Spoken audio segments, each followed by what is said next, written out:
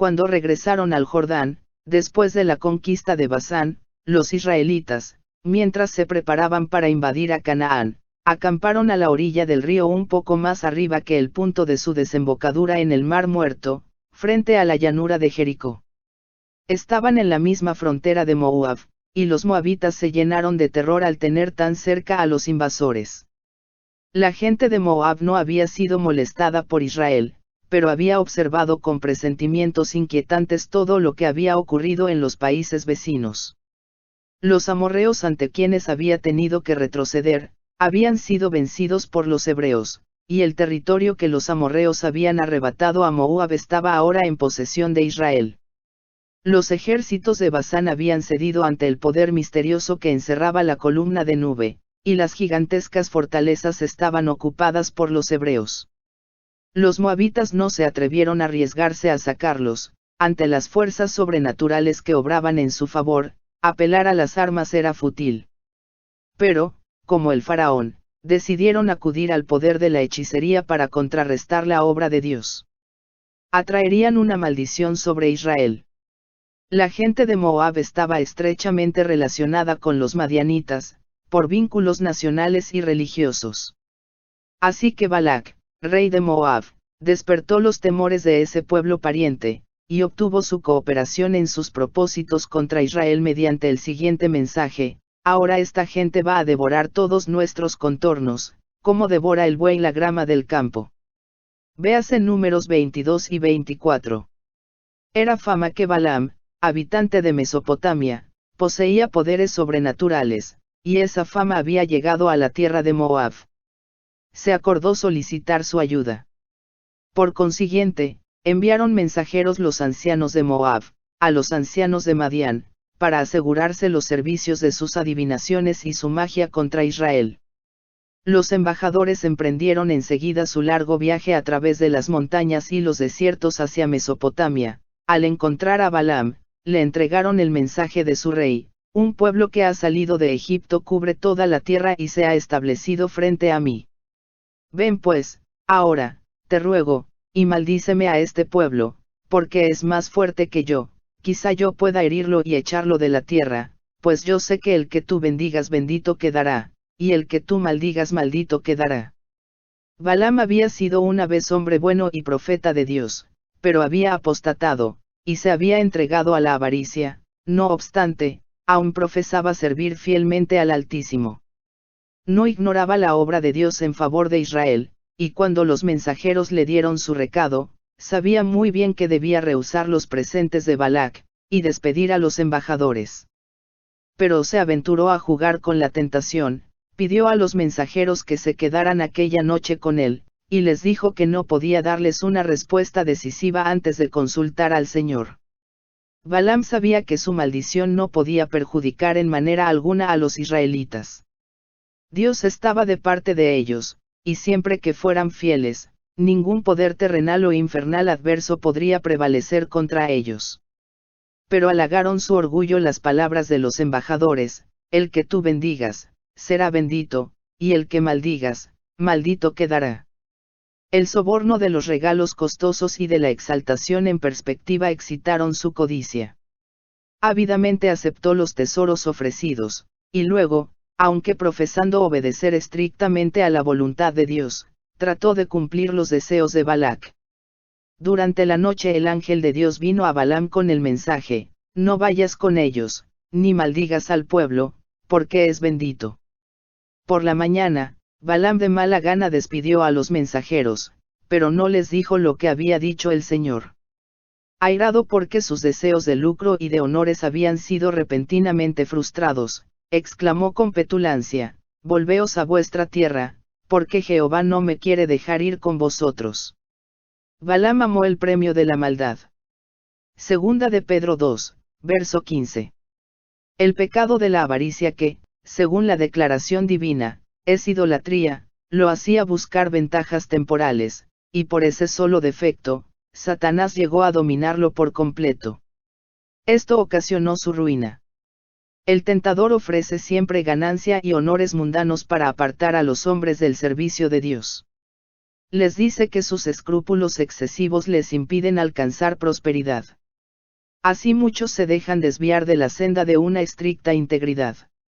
Después de cometer una mala acción les resulta más fácil cometer otra, y se vuelven cada vez más presuntuosos. Una vez que se hayan entregado al dominio de la codicia y a la ambición de poder, se atreverán a hacer las cosas más terribles. Muchos se lisonjean creyendo que por un tiempo pueden apartarse de la verdadera honradez para alcanzar alguna ventaja mundana, y que después de haber logrado su fin, podrán cambiar de conducta cuando quieran. Estos se enredan en los lazos de Satanás, de los que rara vez escapan. Cuando los mensajeros dijeron a Balac que el profeta había rehusado acompañarlos, no dieron a entender que Dios se lo había prohibido. Creyendo que la dilación de Balaam se debía a su deseo de obtener una recompensa más cuantiosa, el rey mandó mayor número de príncipes y más encumbrados que los primeros, con promesas de honores más grandes y con autorización para aceptar todas las condiciones que Balaam pusiera. El mensaje urgente de Balac al profeta fue este: te ruego que no dejes de venir a mí, pues sin duda te honraré mucho y haré todo lo que me digas. Ven, pues, ahora, y maldíceme a este pueblo. Por segunda vez Balaam fue probado. En su respuesta a las peticiones de los embajadores hizo alarde de tener mucha conciencia y honradez, y les aseguró que ninguna cantidad de oro y de plata podría persuadirlo a obrar contra la voluntad de Dios.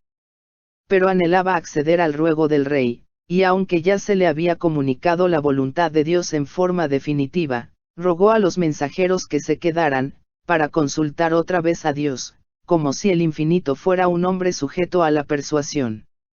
Durante la noche se le apareció el Señor a Balaam y le dijo: si vinieron para llamarte estos hombres, levántate y vete con ellos, pero harás lo que yo te diga.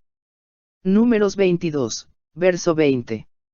Hasta ese punto el Señor le permitiría a Balaam que hiciera su propia voluntad, ya que se empeñaba en ello. No procuraba hacer la voluntad de Dios, sino que decidía su conducta y luego se esforzaba por obtener la sanción del Señor. Hoy son miles los que siguen una conducta parecida. No tendrían dificultad en comprender su deber, si éste armonizara con sus inclinaciones. Lo hayan claramente expuesto en la Biblia, o lisa y llanamente indicado por las circunstancias y la razón. Pero, porque estas evidencias contrarían sus deseos e inclinaciones, con frecuencia las hacen a un lado y pretenden acudir a Dios para saber cuál es su deber. Aparentan tener una conciencia escrupulosa y en fervientes y largas oraciones piden ser iluminados. Pero Dios no tolera que los hombres se burlen de Él. A menudo permite a tales personas que sigan sus propios deseos y que sufran las consecuencias. Pero mi pueblo no oyó mi voz. Los dejé, por tanto, a la dureza de su corazón, caminaron en sus propios consejos. Salmos 81, verso 11 y 12. Cuando uno ve claramente su deber, no procura ir presuntuosamente a Dios para rogarle que le dispense de cumplirlo. Más bien debe ir con espíritu humilde y sumiso, pedir fortaleza divina y sabiduría para hacer lo que le exige. Los moabitas eran un pueblo envilecido e idólatra, sin embargo, de acuerdo con la luz que habían recibido, su culpabilidad no era, a los ojos del cielo, tan grande como la de Balaam. Por el hecho de que él aseveraba ser profeta de Dios, se atribuiría autoridad divina a todo lo que diría. Por lo tanto no se le iba a permitir hablar como quisiera, sino que habría de anunciar el mensaje que Dios le diera. Harás lo que yo te diga, fue la orden divina. Balaam había recibido permiso para acompañar a los mensajeros de Moab en caso de que vinieran por la mañana a llamarlo. Pero enfadados por la tardanza de él y creyendo que otra vez se negaría a ir, salieron para su tierra sin consultar más con él. Había sido eliminada la excusa para cumplir lo pedido por Balac. Pero Balaam había decidido obtener la recompensa, y tomando el animal en el cual solía montar, se puso en camino. Temía que se le retirara a una hora el permiso divino, y se apresuraba ansiosamente, impaciente y temeroso de perder por uno u otro motivo la recompensa codiciada. Pero el ángel de Jehová se puso en una senda de viñas que tenía pared a un lado y pared al otro. El animal vio al divino mensajero, a quien el hombre no había visto, y se apartó del camino real y entró en el campo. Con golpes crueles, Balaam hizo volver la bestia al camino, pero nuevamente, en un sitio angosto y cerrado por murallas de piedra, le apareció el ángel, y el animal, tratando de evitar la figura amenazadora, apretó el pie de su amo contra la muralla. Balaam no veía la intervención divina, y no sabía que Dios estaba poniendo obstáculos en su camino. Se enfureció, y golpeando sin misericordia al asna, la obligó a seguir adelante. El ángel de Jehová pasó más allá, y se puso en un sendero angosto donde no había camino para apartarse ni a la derecha ni a la izquierda. Números 22, verso 26. Apareció el ángel, como anteriormente, en actitud amenazadora, y el pobre animal, temblando de terror, se detuvo por completo, y cayó al suelo debajo de su amo. La ira de Balaam no conoció límites, y con su vara golpeó al animal aún más cruelmente que antes. Dios abrió entonces la boca a la burra, y la bestia, hablando en voz de hombre, refrenó la locura del profeta. Segunda de Pedro 2, verso 16. ¿Qué te he hecho, que me has azotado estas 3 veces? Dijo.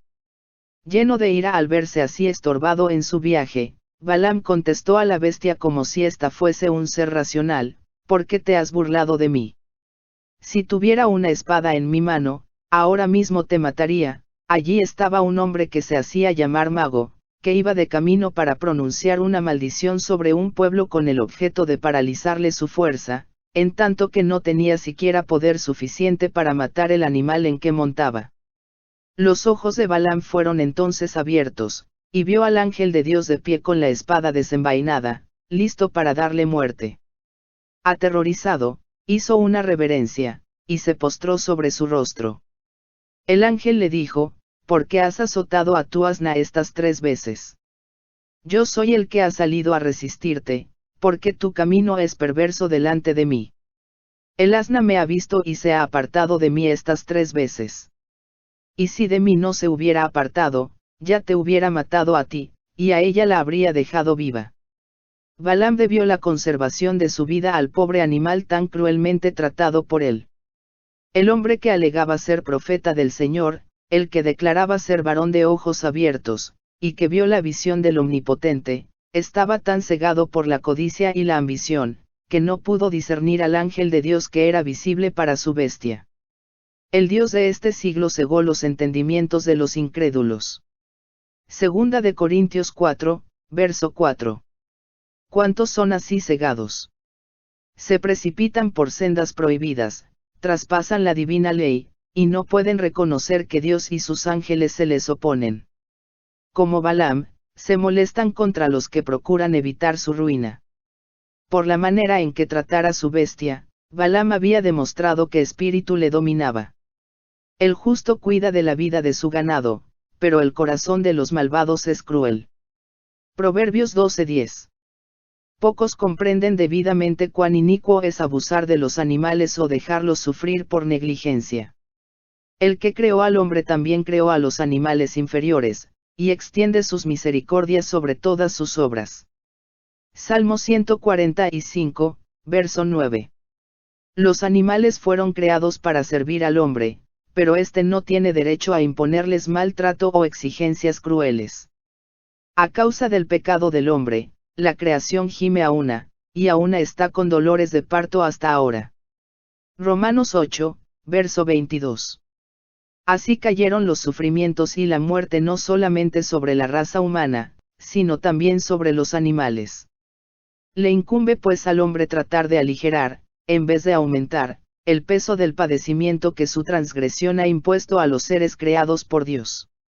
El que abusa de los animales porque los tiene en su poder, es un cobarde y un tirano. La tendencia a causar dolor, ya sea a nuestros semejantes o a los animales irracionales, es satánica. Muchos creen que nunca será conocida su crueldad, porque las pobres bestias no la pueden revelar.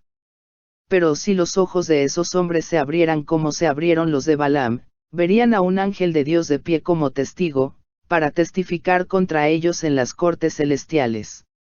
Asciende al cielo un registro, y vendrá el día cuando el juicio se pronunciará contra los que abusan de los seres creados por Dios. Cuando vio al mensajero de Dios, Balaam exclamó aterrorizado: he pecado, porque no sabía que tú te ponías delante de mí en el camino, pero ahora, si te parece mal, yo regresaré. El Señor le permitió proseguir su viaje, pero le dio a entender que sus palabras serían controladas por el poder divino. Dios quería dar a Moab evidencia de que los hebreos estaban bajo la custodia del Dios del cielo, y lo hizo en forma eficaz cuando les demostró cuán imposible era para Balaam pronunciar una maldición contra ellos sin el permiso divino. El rey de Moab, informado de que Balaam se acercaba, salió con un gran séquito hasta los confines de su reino, para recibirlo. Cuando expresó su asombro por la tardanza de Balaam, en vista de las ricas recompensas que le esperaban, el profeta le dio esta contestación: mira, ya he venido ante ti, pero podré ahora decir alguna cosa. La palabra que Dios ponga en mi boca, esa hablaré. Balaam lamentaba que se le hubiera impuesto esta restricción, temía que sus fines no pudieran cumplirse porque el poder del Señor le dominaba. Con gran pompa, el rey y los dignatarios de su reino escoltaron a Balaam a los altos de Baal, desde donde iba a poder divisar al ejército hebreo. Contemplemos al profeta de pie en la altura eminente, mirando hacia el campamento del pueblo escogido de Dios. Qué poco saben los israelitas de lo que está ocurriendo tan cerca de ellos. Qué poco saben del cuidado de Dios, que los protege de día y de noche. Cuán embotada tiene la percepción el pueblo de Dios. Cuán tardos han sido sus hijos en todas las edades para comprender su gran amor y misericordia. Si tan solo pudieran discernir el maravilloso poder que Dios manifiesta constantemente en su favor, no se llenarían sus corazones de gratitud por su amor, y de reverencia al pensar en su majestad y poder. Balaam tenía cierta noción de los sacrificios y ofrendas de los hebreos, y esperaba que, superándolos en donativos costosos, podría obtener la bendición de Dios y asegurar la realización de sus proyectos pecaminosos. Así iban dominando su corazón y su mente los sentimientos de los moabitas idólatras. Su sabiduría se había convertido en insensatez, su visión espiritual se había ofuscado, cediendo al poder de Satanás, se había enceguecido él mismo. Por indicación de Balaam, se erigieron 7 altares, y él ofreció un sacrificio en cada uno.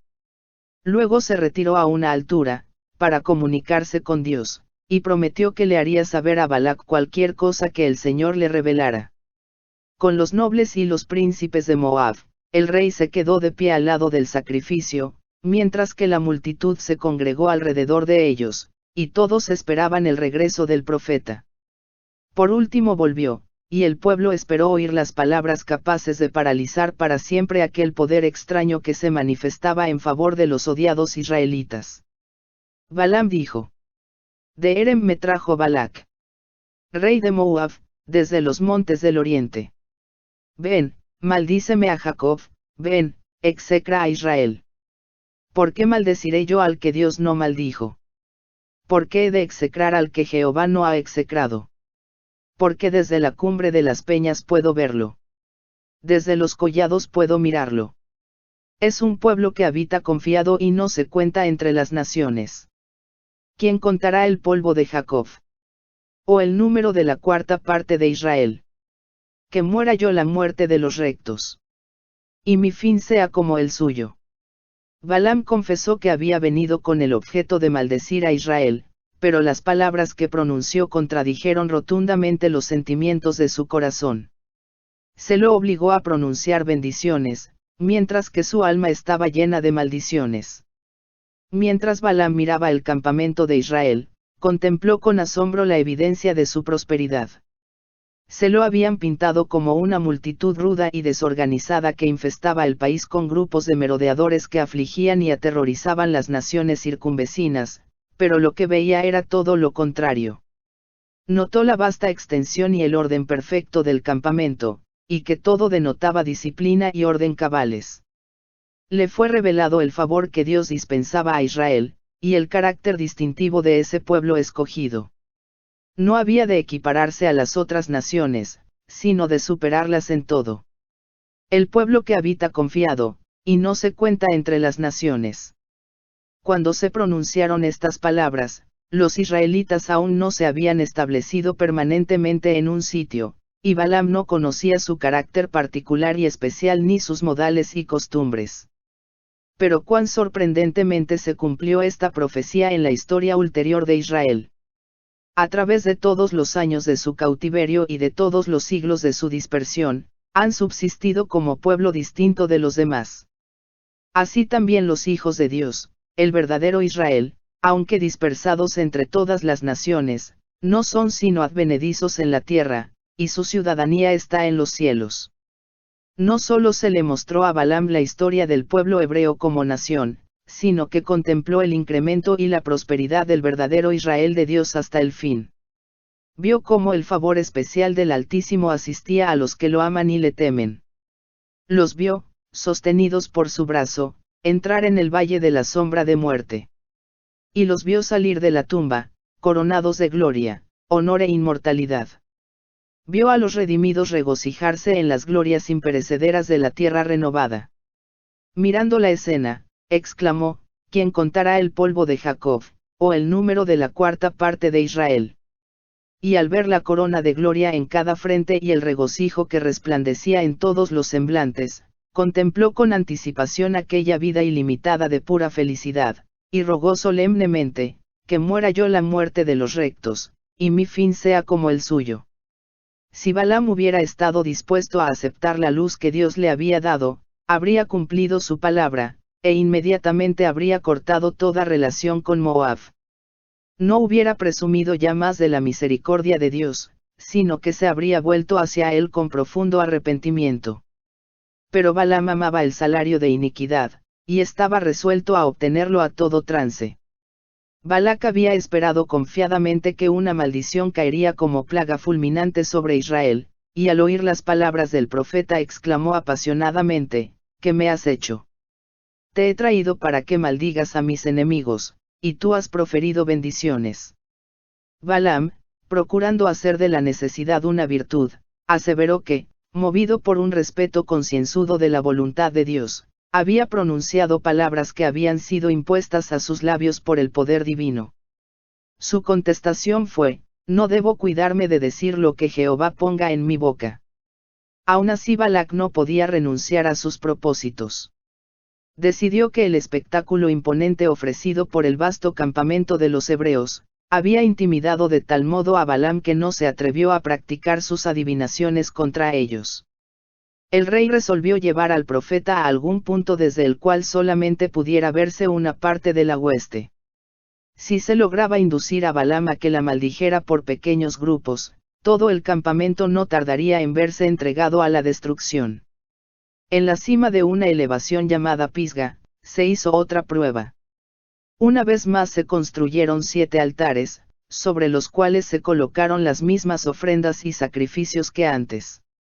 El rey y los príncipes permanecieron al lado de los sacrificios, en tanto que Balaam se retiraba para comunicarse con Dios.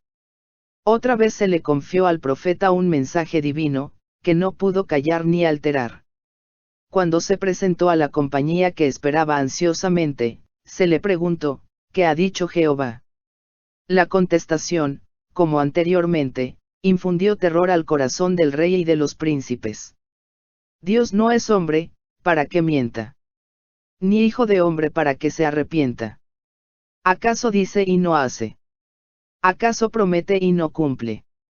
He recibido orden de bendecir. Él dio una bendición, y no podré revocarla. No ha notado iniquidad en Jacob, ni ha visto perversidad en Israel. Jehová, su Dios, está con él. Y ellos lo aclaman como rey. Embargado por el temor reverente que le inspiraban estas revelaciones, Balaam exclamó: ¿por qué contra Jacob no vale agüero, ni adivinación contra Israel? Números 23, verso 23. Conforme al deseo de los moabitas, el gran mago había probado el poder de su encantamiento, pero precisamente con respecto a esta ocasión se iba a decir de los hijos de Israel: lo que ha hecho Dios. Mientras estuvieran bajo la protección divina, ningún pueblo o nación, aunque sea auxiliado por todo el poder de Satanás, podría prevalecer contra ellos. El mundo entero iba a maravillarse de la obra asombrosa de Dios en favor de su pueblo, a saber, que un hombre empeñado en seguir una conducta pecaminosa fuera de tal manera dominado por el poder divino que se viera obligado a pronunciar, en vez de imprecaciones, las más ricas y las más preciosas promesas en el lenguaje sublime y fogoso de la poesía. Y el favor que en esa ocasión Dios concedió a Israel había de ser garantía de su cuidado protector hacia sus hijos obedientes y fieles en todas las edades. Cuando Satanás indujera a los impíos a que calumniaran, maltrataran y exterminaran al pueblo de Dios, este mismo suceso les sería recordado y fortalecería su ánimo y fe en Dios. El rey de Moab, desalentado y angustiado, exclamó, ya que no lo maldices, tampoco lo bendigas. No obstante, subsistía una débil esperanza en su corazón, y decidió hacer otra prueba. Condujo a Balaam al monte Peor, donde había un templo dedicado, al culto licencioso de Baal, su dios. Allí se erigió el mismo número de altares que antes, y el mismo número de sacrificios fueron ofrecidos, pero Balaam no se apartó solo como en las otras ocasiones, para averiguar la voluntad de Dios. No pretendió hacer hechicería alguna, sino que, de pie al lado de los altares, miró a lo lejos a las tiendas de Israel. Otra vez el Espíritu de Dios vino sobre él, y brotó de sus labios el divino mensaje. Cuán hermosas son tus tiendas, Jacob.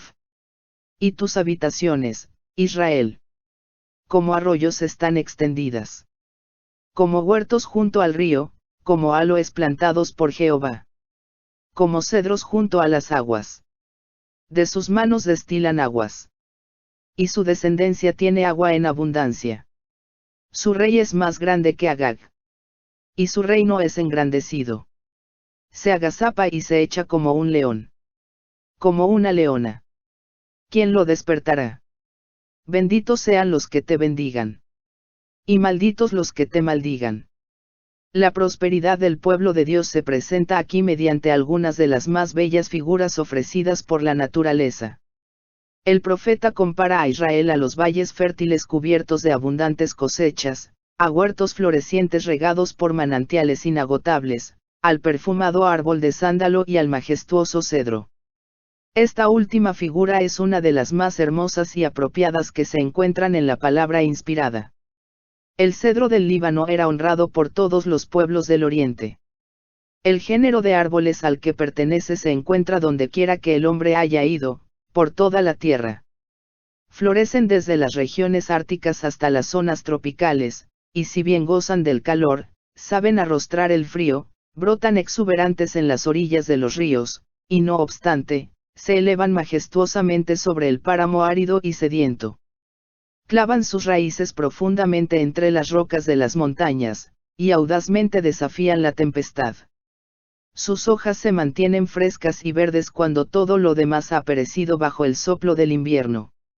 Sobre todos los demás árboles, el cedro del Líbano se distingue por su fuerza, su firmeza, su vigor perdurable, y se lo usa como símbolo de aquellos cuya vida está escondida con Cristo en Dios.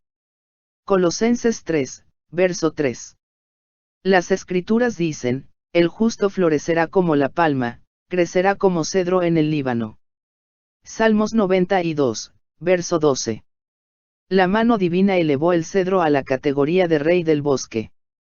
Los cipreses no fueron semejantes a sus ramas ni los castaños fueron semejantes a su ramaje. Ezequiel 31, verso 8.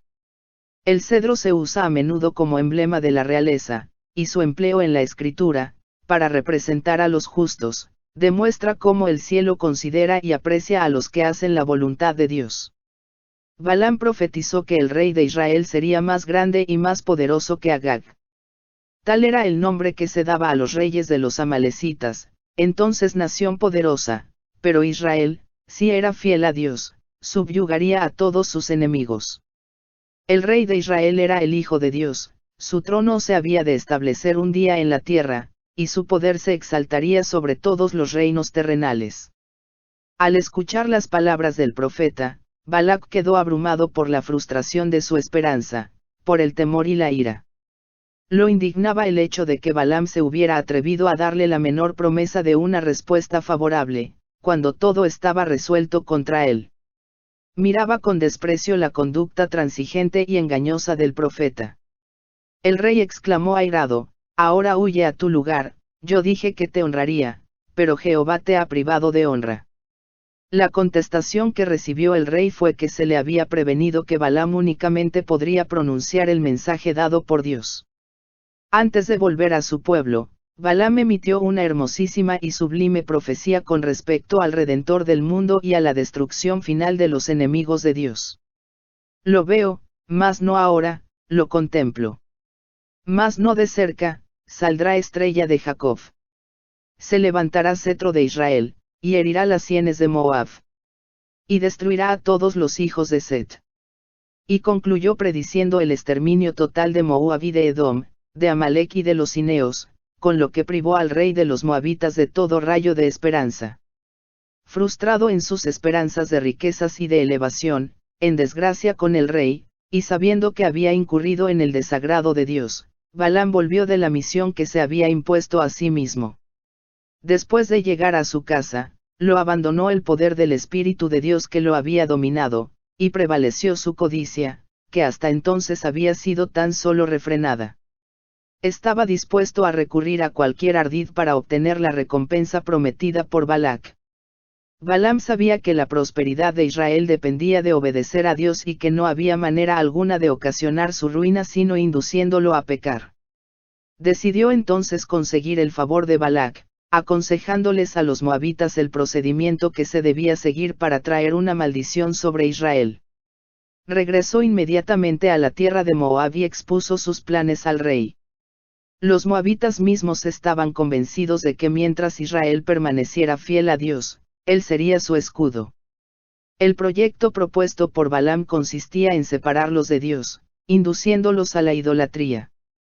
Si es posible hacerlos participar en el culto licencioso de Baal y Astarte, ello los enemistaría con su omnipotente protector, y pronto serían presa de las naciones feroces y belicosas que vivían en derredor suyo.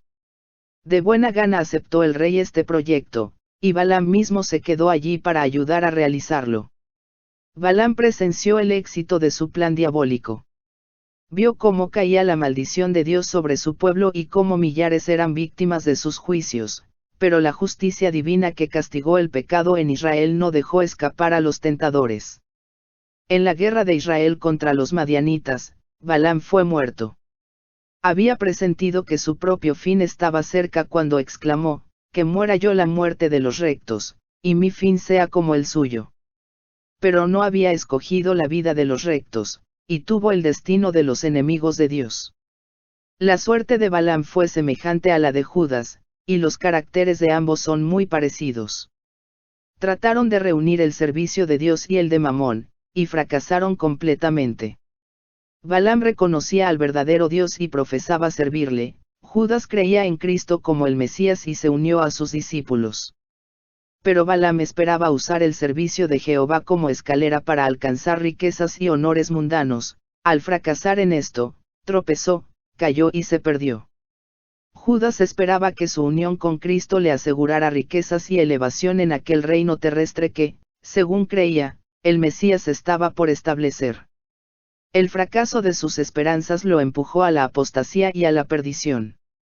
Tanto Balaam como Judas recibieron mucha iluminación espiritual y ambos gozaron de grandes prerrogativas, pero un solo pecado que ellos abrigaban en su corazón, envenenó todo su carácter y causó su destrucción. Es cosa peligrosa albergar en el corazón un rasgo anticristiano. Un solo pecado que se conserve irá depravando el carácter, y sujetará al mal deseo todas sus facultades más nobles. La eliminación de una sola salvaguardia de la conciencia, la gratificación de un solo hábito pernicioso, una sola negligencia con respecto a los altos requerimientos del deber, quebrantan las defensas del alma y abren el camino a Satanás para que entre y no se extravíe. El único procedimiento seguro consiste en elevar diariamente con corazón sincero la oración que ofrecía David: afirma mis pasos en tus caminos, para que mis pies no resbalen. Salmos 17, versos 5.